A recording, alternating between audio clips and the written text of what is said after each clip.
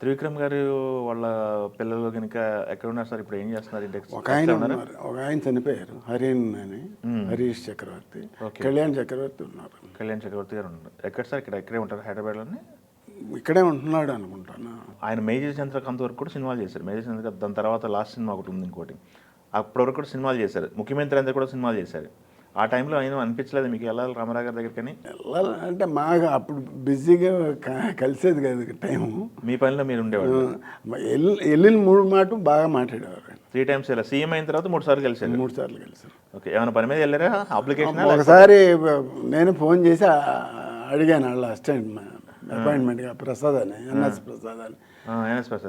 ఆయన ఏంటి టైం అడగటం ఏంటి, ఎప్పుడైనా రమ్మని అన్నాడు.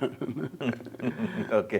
ఏం చెప్పారు సార్ అప్పుడు? ఏంటి పరిస్థితి? ఏమైనా పని మీద వెళ్ళారా? ఊరికే వెళ్ళారా? ఊరికినే. మీకు ఆయన సీఎం అయ్యాడు కదా, మన ఇది లేదు అసలు ఇంటికాడ వెళ్ళామంటే ఎమ్మటే రమ్మని, లోపల రమ్మని. సినిమా ఇండస్ట్రీలో దాదాపు 53 సంవత్సరాల జర్నీ ఉంది కదా, ఖాళీగా ఉంటుంటే ఇప్పుడు మిస్ అవుతున్నా అట్టని పీట్లేదు ఏమన్నా? వర్క్ మిస్ అవుతున్నా అని? అప్పుడు ఏదో బోరు కొడతా ఉంది, కానీ ఇప్పుడు చేయలేమండి. ఎందుకంటే ఏం చేయలేమంటున్నారు? అంత మాట అంటే ఎక్స్పీరియన్స్ పెట్టుకుని ఏం మార్పులు వచ్చినాయి? చాలా మార్పులు వచ్చినాయి. అదే ఏమొచ్చింది అంటారు మార్పు? ఇప్పుడు అంతా భజన అది ఇది మనం చేయలేము. ఓకే. అప్పుడు కూడా ఉన్నాయి కదా, బాబు అంటారు, లేకపోతే సార్ అంటారు, బాబు బాబు అని పిలవటాలు లేవా? అంటే నేను బయట ఉండేవాడిని, నేను ఎక్కడ ఇదేవాడిని కాదు. సీతారాం వర్కింగ్ ఎక్స్పీరియన్స్ ఎలా ఉంది సార్? అది చాలా ఏరియాలో షూట్ చేశారు కదా. చాలా కాశ్మీరు అక్కడ చేశాను. పెద్ద హిట్ అయిన సినిమా అది.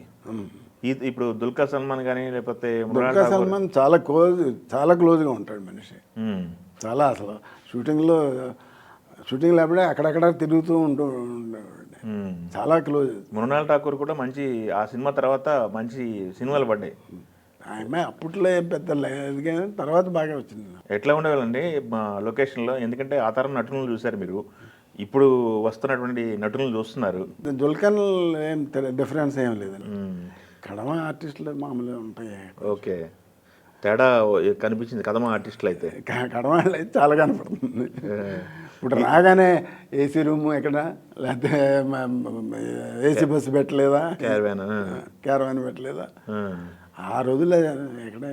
ఎట్లా చేసేవాళ్ళు అసలు? డ్రెస్ చేంజ్లు కానీ ఇవన్నీ ఆ రోజుల్లో అసలు?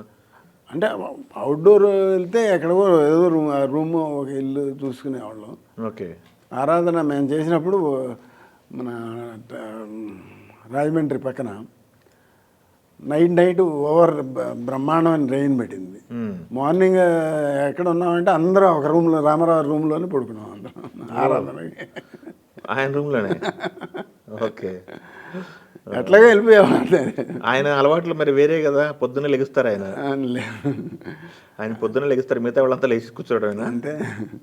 ట్రావెలర్స్ బంగ్లా ఉందండి ఆ రోజుల్లో, అది ఒకటే బంగ్లా, వేరే ఏం లేదు. అందరూ లేకపోతే రాజమండ్రి నుంచి వచ్చేవాళ్ళు ఆర్టిస్టులు.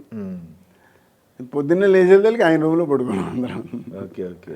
అయితే ఇంకా మిగతా ఆర్టిస్టులు ఉన్నారు సార్ రామారావు గారి టైంలో పనిచేసినటువంటి ఆర్టిస్టులు? సూర్యకాంతం గారు కానీ, లేకపోతే రమణారెడ్డి గారు కానీ, ఛాయాదేవి, వాళ్ళిద్దరు ఉంటే మా పండగ. ఎవరు? ఛాయాదేవి, సూర్యకాంతం. అంతేనా? ఎలా ఉండేవారు సార్ సూర్యకాంతం గారు? సెట్లో కూడా అట్నే ఉండాలా? చాలా బాగా ఆడుకుండేవాడు. ఓకే. ఛాయాదేవి గారును సూర్యకాంతం గారు స్క్రీన్ మీద కనపడ్డారంటే అంత బ్రహ్మాండంగా. అవును, స్క్రీన్ మీద అలా ఉండేది. ఆన్ సెట్లో కూడా అదే వాతావరణం ఉండేదా? ఉండేది, వాళ్ళ అట్లాగే ఉండేది. సూర్యకాంతం గారు ఏంది పరిస్థితి? సూర్యకాంతం గారు సెట్లోకి వండుకొని వచ్చి అందరికి పెట్టేవాడంట. పెద్ద అట్లా అనిపించలేదు కానీ, అంటే ఈవిడ హైదరాబాద్, ఆవిడ ఫ్యామిలీ. సూర్యకాంతం గారు మద్రాసు వచ్చేవారు. సూర్యకాంత్ గారు మీరు పనిచేసిన సినిమాలకి మద్రాసు వచ్చేవాళ్ళు. అంటే చాలా మంది కూడా రామారావు గారి కంటే ముందే ఇక్కడ షిఫ్ట్ అయిపోయారు. ఎందుకని లేట్గా షిఫ్ట్ అయ్యవలసి వచ్చింది? అది నాగేశ్వరరావు సినిమాలు ఎక్కువగా ఉండేవి కదా చిన్న మొదట్లో. ఆవిడ ఏజ్ని బట్టి షిఫ్ట్ అయిపోయింది. తిరగలేను నేను అని. సూర్యకాంతం గారు షిఫ్ట్ అయిపోయారు ముందు, తిరగలేనని. నాగేశ్వరరావు సినిమాలు ఎక్కువ చేస్తారు. Okay, great sir. అయితే ఇంకొకసారి మనకి మీరు చేసిన సినిమాలలో 180 సినిమాలు ఏం చేశాను. పెద్ద హీరోలు అంటే రామారావు గారు, నాగేశ్వరరావు తర్వాత కృష్ణ గారు, శోభనబాబు గారు. ఆ తర్వాత ఇంకా వచ్చిన హీరోలు ఉన్నారు మిగతా హీరోలు. మురళీమోహన్ గారిని, చంద్రమోహన్ గారు కానీ. మురళీమోహన్ గారి, చంద్రమోహన్ గారి ఎక్కువ చేయలేదు నేను. బాలకృష్ణ, తర్వాత చిరంజీవి గారు, వెంకటేష్ గారు ఉన్నారా? వెంకటేష్ గారు. ఆయనది ఎలా ఉంటుంది సార్? ఇదో టైపు. ఎందుకంటే ఆయన రావటం ప్రొడక్షన్ హౌస్, పెద్ద ప్రొడక్షన్ హౌస్ నుంచి బయటకు వచ్చారు కదా. హీరోగా రామానాయుడు గారి కొడుకుగా ఇంట్రడ్యూస్ అయ్యారు కదా. ఎలా ఉండేవాళ్ళు, ఏంటి పరిస్థితి బిగినింగ్ డేస్లో అని? అంటే నేను ఒకటే సినిమా చేశాను. ఏ సినిమా అంటే అది? కలియుగ పాండవుల తర్వాత రెండో సినిమా. రెండో సినిమా కలియుగ పాండవులు పర్లేదు అనిపించింది సినిమా. ఆ రోజుల్లో బాగానే ఉంది, బాగానే మంచి హిట్ వచ్చింది. ఎలా ఉండేవాళ్ళు సార్ ఆ రోజుల్లో? అంతా చిన్నపిల్లల అప్పుడు.